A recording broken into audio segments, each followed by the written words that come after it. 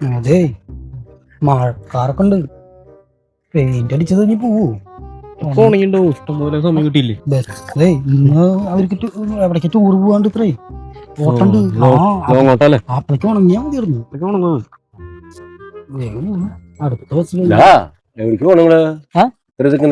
നിങ്ങൾ അറിഞ്ഞില്ലപ്പോ ടൂറിസ്റ്റ് ബസ്സുകളുടെ ഒക്കെ കളർ മാറ്റാൻ തീരുമാനമായിണ്ടെന്ന്. അതിന് നമുക്ക് തിരക്കോട് തിരക്കാ മുതലാളിമാര് വിളിച്ചിട്ട്.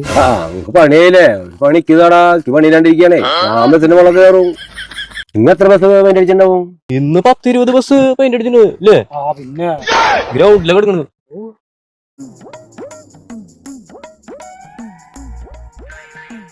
എന്തൊക്കെ എല്ലാരും വീട്ടിലൊരു ചർച്ച. പെയിന്റിങ്ങിന്റെ കാര്യം ഇപ്പൊ ബസ്സൊക്കെ പെയിന്റ് അടിക്കാന്ന് പറഞ്ഞിട്ട് വന്നിട്ട് ഇവര് അടിച്ചു വരും. ഇവര് 10 രൂപ പഠിച്ചത്രേ. കളർ മാറ്റല്ലേ? കളർ മാറ്റല്ലേ? കളർ കോഡല്ലേ? അത് മാറ്റണവര് ഞാൻ പറഞ്ഞല്ലോ. ഇതിപ്പോ നാളേക്ക് ഇനി ഈ കളർ അടിച്ച് മാറ്റാൻ പറയോ? അതിനിപ്പോ അവർക്ക് എന്താ? ഇനിയിപ്പോ അവര് കളർ മാറ്റാൻ പറഞ്ഞാല് ഞങ്ങൾക്കൊരു പ്രശ്നമില്ല.